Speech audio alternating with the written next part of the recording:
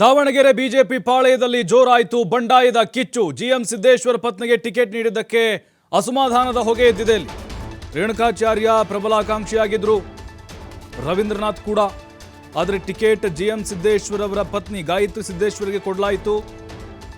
ಅವರಿಗೆ ಫೈನಲ್ ಮಾಡಲಾಯಿತು. ಅಂದರೆ ಸಿದ್ದೇಶ್ವರ ಕುಟುಂಬಕ್ಕೆ ಮಣೆ ಹಾಕ್ತು ಬಿಜೆಪಿ. ಈಗ ಬಂಡಾಯ ಶಮನ ಮಾಡೋಕೆ ಬಿಎಸ್ವೈ ಅಖಾಡಕ್ಕೆ ಇಳಿತಾ ಇದ್ದಾರೆ. ದಾವಣಗೆರೆಯಲ್ಲಿ ರೇಣುಕಾಚಾರ್ಯ ರವೀಂದ್ರನಾಥ್ ಅಸಮಾಧಾನಗೊಂಡಿದ್ದಾರೆ. ಇಂದಿನ ಸಭೆಗೂ ಕೂಡ ರೇಣುಕಾಚಾರ್ಯ ಆ್ಯಂಡ್ ಟೀಮ್ ಗೈರಾಗಿದೆ. ಯಡಿಯೂರಪ್ಪನವರು ಕರೆದಂತಹ ಸಭೆಗೆ ಗೈರಾಗಿ ಬಂಡಾಯವನ್ನು ಸಾರಿದ್ದಾರೆ ನಾಯಕರು.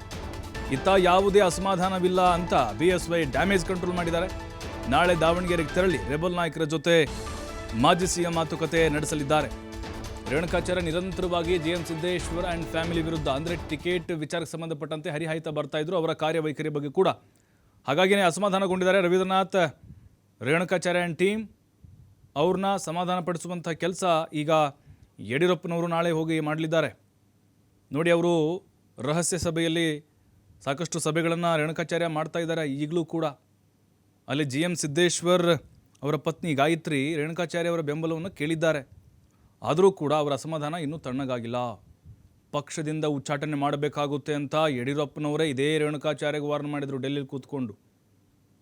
ಆದರೂ ಕೂಡ ಅದು ಯಾವುದಕ್ಕೂ ಕೇರ್ ಮಾಡದೆ ರೇಣುಕಾಚಾರ್ಯ ಬಂಡಾಯವನ್ನು ಸಾರಿದ್ದಾರೆ. ದಾವಣಗೆರೆಗೆ ನಾನು ಅಗ್ರವಾಲ್ ರವಿಕುಮಾರ್ ಹೋಗ್ತಾ ಇದ್ದೀವಿ. ಎಲ್ಲವೂ ಸರಿ ಹೋಗುತ್ತೆ, ಹೋಗಿ ಮಾತಾಡ್ಕೊಂಡು ಬರ್ತೀವಿ. ಎಲ್ಲವೂ ಸರಿ ಹೋಗುತ್ತೆ, ಯಾವುದೂ ಸಮಸ್ಯೆ ಇಲ್ಲ. ಇನ್ನೊಂದು ಕ್ಷೇತ್ರ ಇವತ್ತು ನಾಳೆ ಅನೌನ್ಸ್ ಮಾಡ್ತಾರೆ, ಚಿತ್ರದುರ್ಗ 28ಕ್ಕೆ 28 ಗೆಲ್ಲಕ್ಕೆ ನಮ್ಮ ಶಕ್ತಿ ಮೀರಿ ಪ್ರಯತ್ನ ಮಾಡ್ತಾ ಇದ್ದೀವಿ. ಅದರಲ್ಲಿ ಯಶಸ್ವಿ ಆಗ್ತೀವಿ ಅನ್ನೋ ವಿಶ್ವಾಸ. ಭಾಳ ಒಳ್ಳೆಯದಾಯ್ತು ಅವ್ರು ಬಂದದ್ದು, ನಮ್ಮ ದೊಡ್ಡ ಶಕ್ತಿ ಬಂದಂತಾಗಿದೆ. ಅವರು ಆ ಭಾಗದಲ್ಲಿ ಸಾಕಷ್ಟು ಜನಪ್ರಿಯ ನಾಯಕರು. ಡೆಲ್ಲಿನಲ್ಲಿ ಅವ್ರು ಕರೆದು ಮಾತನಾಡಿ ಒಪ್ಕೊಂಡು ಬಂದಿರುವಂಥದ್ದು ನಮ್ಮ ದೊಡ್ಡ ಶಕ್ತಿ ಬಂದಂತಾಗಿದೆ. ಎಲ್ಲರೂ ಒಟ್ಟಾಗಿ ಇವತ್ತೇ ಒಟ್ಟಾಗಿ ಸೇರಿದ್ರು, ಒಟ್ಟಿಗೆ ಹೋಗ್ತೀವಿ, ಒಟ್ಟಿಗೆ ಪ್ರವಾಸ. ನಾಳೆ